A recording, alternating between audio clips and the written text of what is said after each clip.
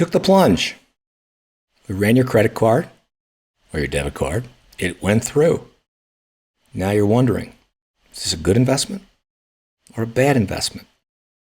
Well, time will tell. And by the way, it won't be up to me or the content that you're going to view as to whether or not you recognize value in your investment. Value is something we always recognize in retrospect, and it is a feeling. It is subjectively derived.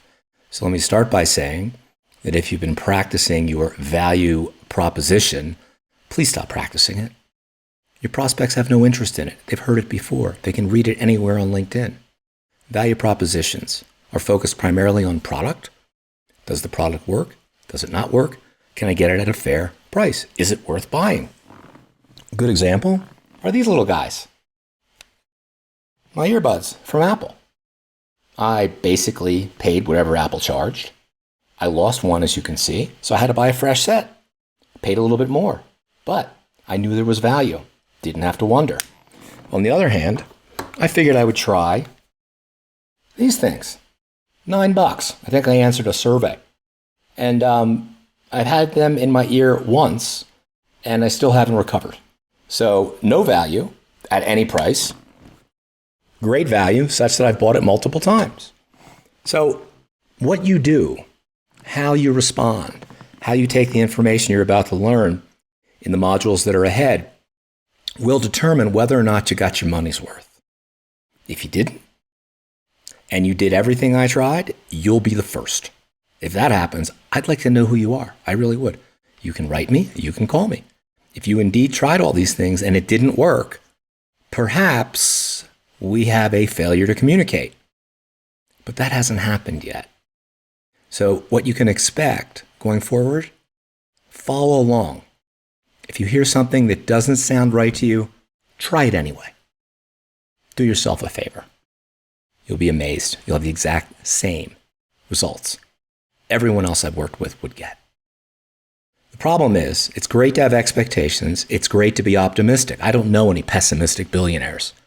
I do know a lot of realistic people that have great wealth because they've looked and they've thought and they've acted in the world that's real. As financial advisors, we have a completely unrealistic opinion prior to starting. When we enter our first 18 months, what usually happens is that we are smacked 15 ways to Sunday trying to actually figure out what we've gotten ourselves into. I'm going to ask you to do a fair number of what I call gateway exercises throughout this course. Some of them will be me asking you to hit pause on the video and go and actually do this. Because if you don't do it, I'm just going to listen to this, blah, blah, blah. You're not really going to take the time to reflect on the things you need to think about, to accumulate every experience you've had and try and put it through a strainer to try and develop some wisdom, even at an early age, in your financial advisory career. Get a legal pad. Draw a line down the middle. On the left side, I'd like you to write down all the goals that you believe or you'd still believe you'll attain in your first 18 months. Now, primarily, they're going to revolve around households, assets under management, prospecting or finding a marketing niche that you can scale and work with, how long it's going to take you, and the P word, production. Stocks go up sometimes for reasons we can't understand. Ultimately, earnings have to follow. Well, FAs are kind of the same. You can basically be in a protected status for up to 3 years, but the reality of it is that if you're not producing, you're probably going to get dropped somewhere along the way. And once you are producing and carrying your own water, the world changes dramatically. So think about what your goals were. Now, on the right side, put down your actual results thus far. Just write them down. You met, you exceeded, you didn't meet, you failed, whatever it might be. Not a problem at all.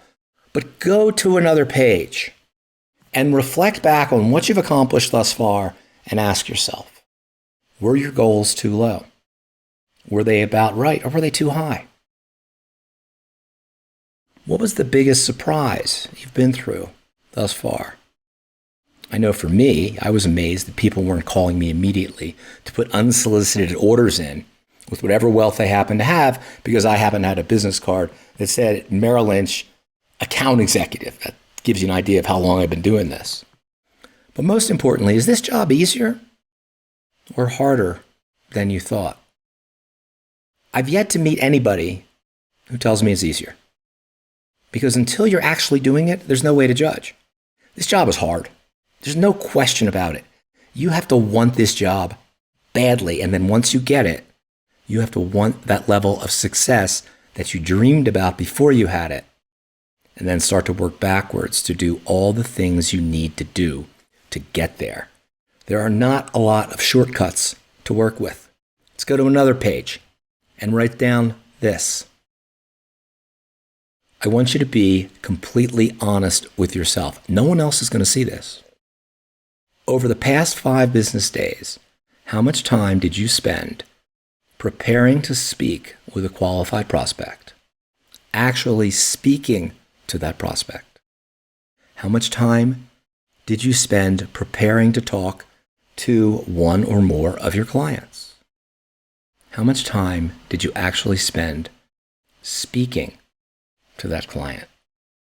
Now, if you tell me you're too busy doing this, that, or the other thing, awesome. You are destined either for another career or mediocrity or less. If you're going to suffer the aggravation and the pressure this job has, the offset is you need to be huge. Because the bigger you get, the less bothersome the crap is that you think you're dealing with right now. Want to know who the happiest guys in your offices are? They're the ones doing the most production. They also look like they're working less hard than you are.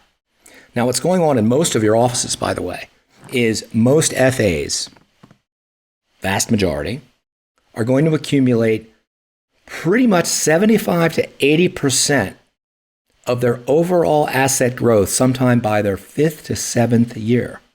It's frightening, isn't it? Lots of reasons why we'll get into as we go down the line in the course.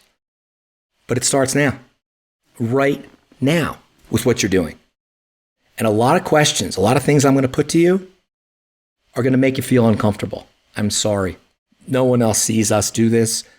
You're learning this privately. You're basically putting down information that I'm asking you to record privately. I don't need to see it. Be honest with yourself. The only way you're going to be able to make the kind of progress you want is to constantly reflect on what you've already done and consistently try and develop the wisdom that comes with having direct experience in the real world.